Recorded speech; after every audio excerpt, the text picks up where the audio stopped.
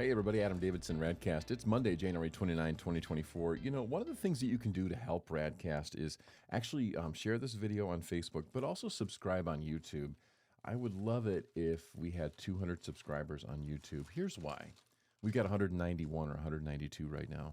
It's not because I'm trying to build a name for myself. I just want to fill the internet with good things. And this is a big part of my spiritual discipline. And I know for some of you, this is something you count on as well. So I figure the more people know about it, the more people use it, the better shaped it becomes for the community that it reaches, et cetera, et cetera, et cetera. So thank you for watching and for encouraging it along, for sharing it, for liking it, for commenting, even for disagreeing. I love that. So today we focus on the Lord's Prayer as we have been for, gosh, how long? Over a week now, right? The Lord teaches his disciples, that's you and I, how to pray. And he gives us this statement. We'll pray it together. He says, "Our Father in heaven, holy is your name.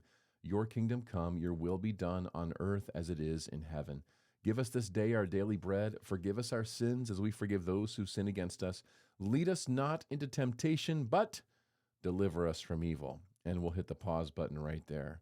We talked about temptation on Friday. Watch that video if you didn't. But he says in this part, deliver us from evil. Well, what's the problem with that? The problem is that we have to do something with the problem of evil. A good God allows evil things to happen because he allows free will. We've talked about this before. But really what Jesus is saying is, yeah, acknowledge the evil. Acknowledge that there is an evil one. Acknowledge that there's evil in your own hearts that pull you in the wrong direction. And then acknowledge the fact that God is bigger and more powerful and mightier than all of these and holy and has the power to pull you out. And just a quick read of the Psalms. I was reading Psalm 141 to 143 today as the reading schedule had me. And the psalmist writes things like, "I call to you, Lord, come quickly to me. Hear me when I call you." He says, "Lord, hear my prayer. Listen to my cry for mercy. In your faithfulness and in your righteousness, come to my relief." He says, "My enemies pursue me. The enemy crushes me to the ground, so my spirit grows faint." And he says, "Answer me quickly. Rescue me from this. Do not hide your face. Don't let me be like those who go down in the pit."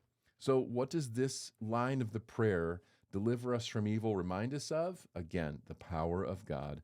It reminds us to acknowledge openly that there is evil and darkness in this world, but to acknowledge ultimately that God is greater than these things. We live in a broken world. We bring our own set of circumstances and darkness to the mix, and there's something humbling about saying, "God, I know that if I'm in a bad spot, you have the power to get me out of that, so please do it." And yeah, we have questions like, why did he allow it in the first place? These are the deeper conundrums. But remember that God is God. He's a good father, and he has the power to deliver you from evil. Maybe the missing piece is just simply you and I asking him to do it. That's RadCast.